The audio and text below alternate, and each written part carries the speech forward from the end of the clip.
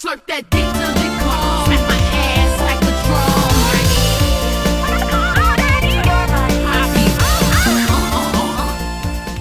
Alright, I know for a lot of you this video might seem extremely random, but for those of you that follow me on Instagram, you'll remember a couple months ago I did a live stream where I opened up an entire case of Zoomer Mini Brands Disney toys. And in that live stream, I mentioned that the entire reason why I bought an entire case of them was so that I could trade a lot of them to my friend Stovall to help pay for this exclusive Barbie Convention 2021 doll set that I knew he was trying to get rid of. Now I have to admit that for the most part, my entire doll grail list mostly consists of convention exclusive Barbie signature dolls designed by Carlisle Noetta. For last year's convention, Carlisle designed 2 sets, both of which are on my wish list. Both versions of the Barbie Power Pair set are basically the same except different dolls and colors. The set that I'm taking a look at today includes a Barbie doll that uses the Claudette head sculpt, as well as a Ken doll that uses the Tate head sculpt, which debuted in Carlisle Noetta's BMR 1959 line. The other version of the set included a Barbie doll that used the Model of the Moment Marissa head sculpt, as well as a Ken doll that used the Barbie Basics African American Ken head sculpt, both of which hadn't been used in a very long time, and that set is also on my grail list. I'm actually going to be gifting the Claudette and this set to my friend Timothy because he honestly wanted her a lot more than I did, but I will be keeping Tate, so let's go ahead and get into their review. So here's the outside of the Power Pairs packaging, not really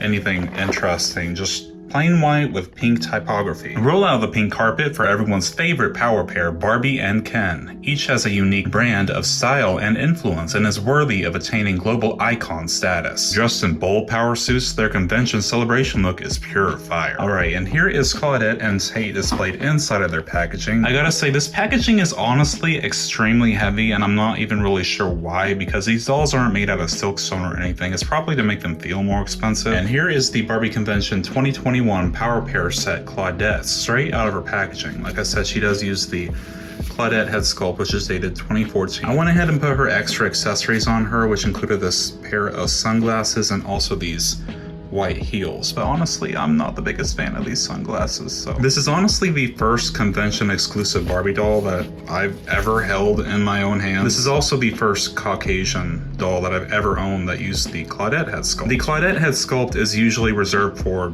Black Barbies, but there have been a few exceptions over the past few years where she's been used for other ethnicities as well. And everybody's got their own opinions about that, but to me this can either be seen as a mixed race woman or a white girl that's had a lot of plastic surgery done. I mean, a lot of times with fashion dolls, it's really just going to be up to your interpretation of how you want to see this doll. I remember like last week I was joking on my Instagram stories about how the character Swag from LOL OMG looks like a white girl with braids, which she does, and there's nothing to prove that she isn't. I mean, how can you not see the early 2000s Christina Aguilera influence? But of course the dumbass teenagers on doll Twitter got really offended for no reason because they had nothing else going on. Them bitches watching my stories. Them bitches watching me. I knew them bitches was fans. Pro tip, your headcanon about a doll is not factual information, especially whenever we're talking about MGA dolls who all use the same face. I mean, I could say Royal B is half Asian if I wanted to. It won't mean anything, and if I want to see her as that, she is. Swag has blonde hair, green eyes, and a barely tan complexion. Let me remind you, white people can tan. Anyway, ran over. Claudette has these really beautiful blue eyes that are painted in a side glance that match really well with her blue suit. She has brown eyebrows, pink lipstick, and Claudette's signature pouty expression. Her hair is a beautiful mixture of several shades of blonde. Her hair is made out of saran and it's got some gel on the ends to hold the curls. She also wears some opaque white clear earrings. Claudette has a manicure and also a pedicure in this white color. Her suit is actually like really well put together, like all the edges are hemmed.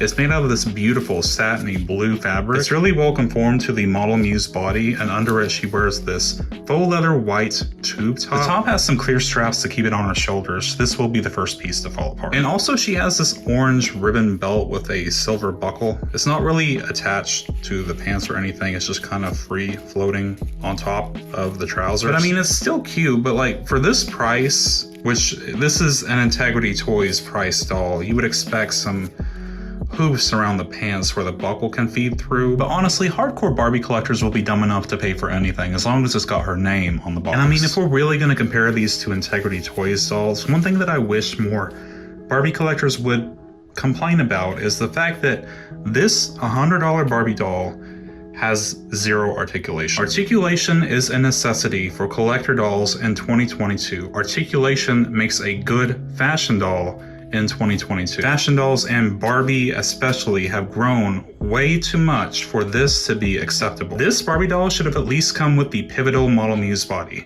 If nothing else, I don't want to hear it. No excuses. And you can't even complain about, ew, the joints look ugly in this case, since you can't see any of them because of her suit. Articulation is important because it not only helps show off the fashion better, but it adds emotion. It adds drama to these mini mannequins. Because this might as well just be a plank of wood. So if you want to upgrade Claudette to a made to move body, which is the best articulated fashion doll body on the market currently, the closest one that I have with me today is the green tie-dye made to move yoga Barbie. She's actually got a really tan complexion. I will fix Leia's hair eventually, shut up. And here is the 2021 Barbie convention exclusive Power Pair Tate, straight out of this packaging. Yes, he uses the Tate head sculpt, which first debuted in 2019, except in a much more tan complexion. Fun fact, Tate is actually Carlisle Nuetta's middle name. It really sucks that most of the dolls from Wave 2 of BMR 1959 suffered from the UV resin pixel face, including Tate's debut doll, because I really love this version of him, but I'm so glad that I have the second version. So far, there's only been 2 publicly released versions of this head sculpt, and now I have both of them. Of course, because these 2 didn't have pixel face, they suffer from the other